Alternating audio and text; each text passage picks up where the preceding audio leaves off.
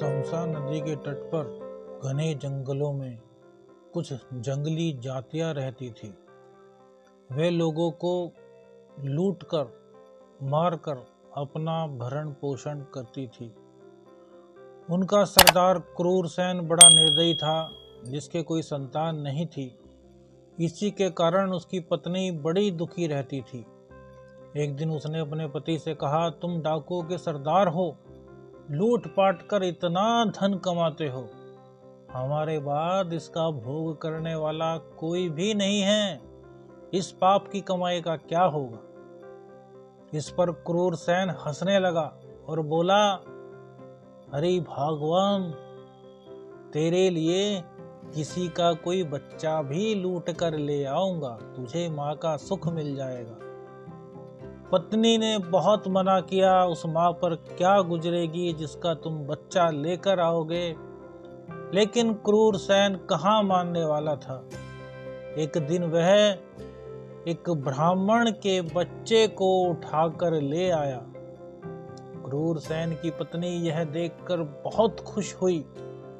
हालांकि उसको इसका गम भी था कि उस माँ पर क्या गुजरेगी जिसका यह बच्चा है। लेकिन संतान सुख की चाह में उसने उस घूंट को पी लिया और बच्चे का लालन पालन शुरू कर दिया। धीरे धीरे बच्चा बड़ा होने लगा। डाकुओं के बीच पलने के कारण उसको भी वैसे ही संस्कार मिले और उसने भी इसी प्रकार से अपनी जीविका शुरू कर दी। क्रूरसेन बूढ़ा हो चुका था। इसके कारण उस बच्चे ने, जिसका नाम रत्नाकर रखा गया, लूटपाट का कार्य शुरू कर दिया और अपने घर का भरण पोषण करने लगा। रत्नाकर की शादी हो गई और उसके बच्चे भी हो गए। एक दिन रत्नाकर लूटपाट करने के लिए जा रहा था। अचानक उसे रास्ते में कुछ ऋषि मुनि मिले। रत्नाकर ने हथियार निकाल लिए और ऋषि मुनियों को लूटने लगा। उन्हीं ऋषि मुनियों के बीच में नारद मुनि भी थे। वो बोले, हे वत्स, क्या कर रहे हो? हम तो साधु सन्यासी हैं, हमें धन का कोई लोभ नहीं, ना ही हमारे पास धन है। हम तो एक अनुष्ठान में जा रहे हैं, वहां से जो कुछ मिलेगा तुम्हें दे देंगे। लेकिन रत्नाकर नहीं माना और उन्हें जान से मारने की धमकी देने लगा। नारद मुनि सोच में पड़ गए। बोले, अच्छा एक बात बताओ वत्स, तुम जो यह पाप करते हो किसके लिए करते हो?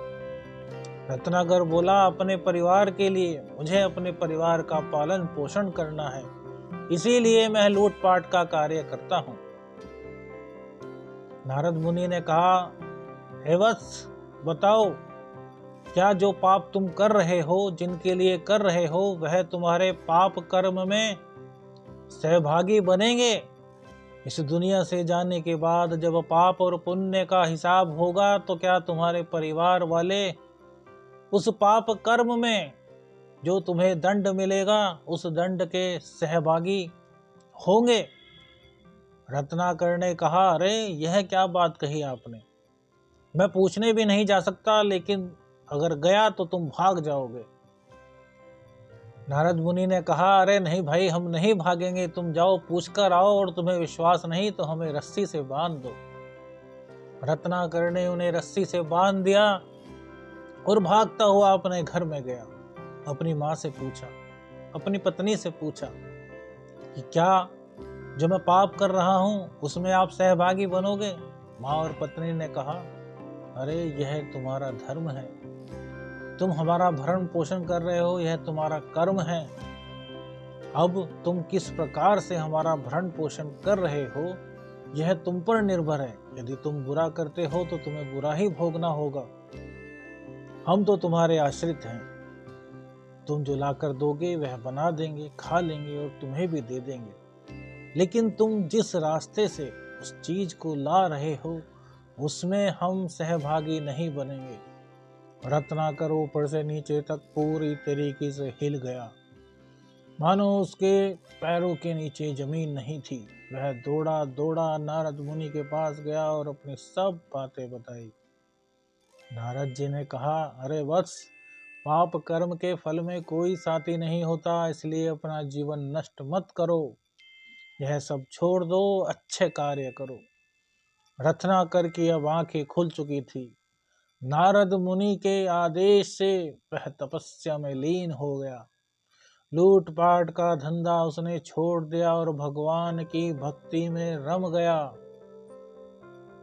एक दिन नारद मुनि मां सरस्वती के पास जब उस जगह आए तो उसके ऊपर मिट्टी जम चुकी थी, जिसको कि वल्मीक कहते हैं। जब मां सरस्वती और नारद मुनि वहां आए तो उसी टाइम वर्षा होने लगी और वल्मीक घुल गया। नारद मुनि ने कहा, रत्नाकर उठो, तुम्हारी साधना, तुम्हारी तपस्या सफल हुई है। वीणा वादनी सरस्वती मां तुम्हें महाकाव्य लिखने की प्रतिभा प्रदान करने के लिए आई हैं। तुम्हारे ऊपर से जो वल्मीक हटी है, इसी कारण तुम्हारा नाम अब वाल्मीकि होगा। अब तुम महर्षि वाल्मीकि के नाम से इस जगत में प्रसिद्ध हो जाओगे। भगवान राम के जीवन पर तुम वाल्मीकि रामायण लिखोगे। मां सरस्वती के आशीर्वाद से महर्षि वाल्मीकि ने रामायण लिखी और इस प्रकार डाकू के जीवन से रत्नाकर महर्षि वाल्मीकि के रूप में इस जग में प्रसिद्ध हो गए। जय श्री राम।